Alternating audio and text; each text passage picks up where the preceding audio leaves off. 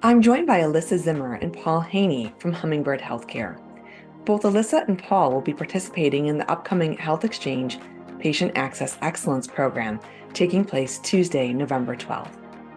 Paul will moderate our opening panel, where we'll talk about governance structures for patient access teams, while Alyssa will join our session on centralized scheduling, where it works. Okay, Paul and Alyssa, thank you so much for coming on today. Really appreciate you being here and for sharing a little bit about your backgrounds with us. Paul, you started as a registered nurse and even worked at Dooley Health, where my parents are patients. What inspired your move from nursing into patient access roles? Yeah, thanks. So I definitely did work at Dooley. It was DuPage Medical Group at the time, and I am still a patient there, and they have a ton of great providers. I think what really kind of inspired, I don't know if that's the right word, but coming out of nursing school, I wanted to be an emergency room nurse. So I did that starting out of school. And as an emergency room nurse, there is a lot happening. I eventually ended up getting a little bored and a little burnt out from ER nursing and made the transition into the call center via telephonic nurse triage. That's actually what I did at Dooley. Led a great team of nurses there. And it exposed me to Epic from a ambulatory clinic setting and a lot of the inefficiencies that were happening, which I thought, hey, I could do this. And I worked for Epic for a little bit, implementing Epic across the ambulatory space and nurse triage in my chart.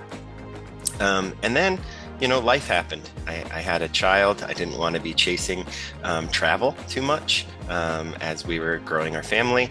And it led me right back to the call center. I always say the call center kind of calls you. You don't necessarily go into your career thinking you're going to be contact center or call center focused. But that has happened for me. And I'm grateful for it. So I led some managed and directed some large-scale nurse triage call centers, which was very partnered with patient access. And that led me to Blue Tree and consulting, where I met a lot of the team. And we really dove into these patient access workflows and how nurse triage is embedded.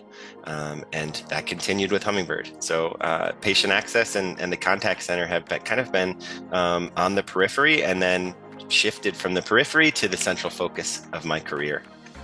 Super. And Alyssa, you started your career in biomedical research and you also worked at Epic and a number of different hospitals. What's a standout highlight for you from your career that really helped to shape your path?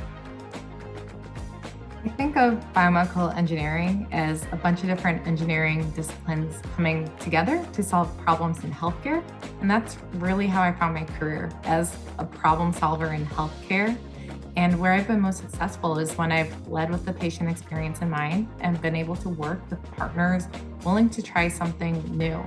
So whether that's new at the service line level, new at the health system level, or even new for the industry, which was some of the development I helped drive at Epic with thinking about inpatient nursing tools and how they can help infusion center nurses. That's where I've really taken the most pride and joy in a lot of my work. Sounds amazing. And what drew you to working at Hummingbird, and what's something that you enjoy about your role?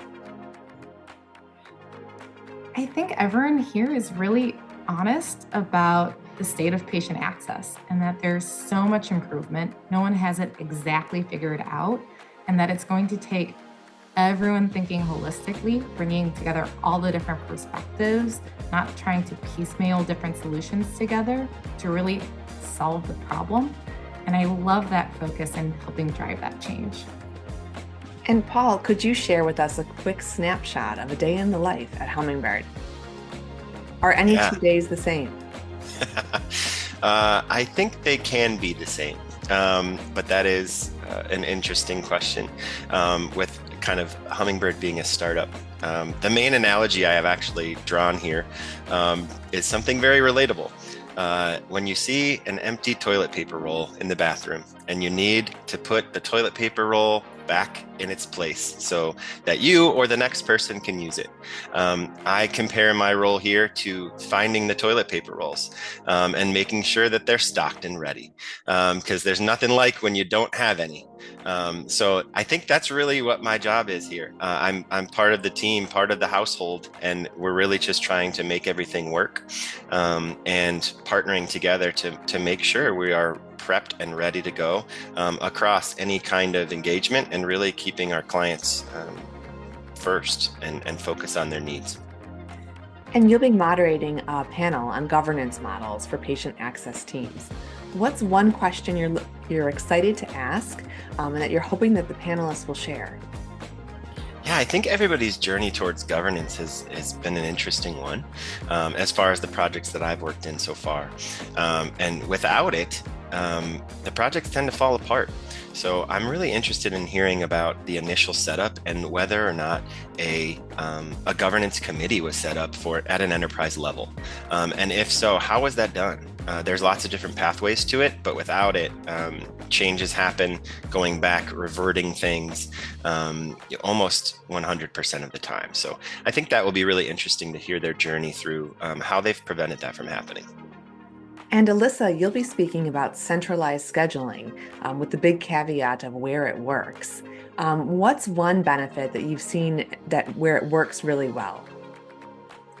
I think it makes a huge difference on the patient experience. And when you introduce centralized scheduling, where you can have a consistent and more efficient process, that's when it really works. And it has an impact on the patient because they have less uncertainty navigating their care at what could be a really scary and unknown time for them. And whether it's for primary care or specialty care, whenever you can really align those standards to support that patient experience and still get them to the right provider at a location convenient for the patient, that's when you have a huge impact. And I think that that's just such an important point. And it's really all about making sure that patients can access the right care at the right time and really as quickly as possible. And whether it's governance structures, centralized scheduling, automation, really strong contact centers, all of those aspects need to come together to make it work. And we're really looking forward to the upcoming meeting in November 12th, and appreciate both of you joining us. Likewise. Thanks so much.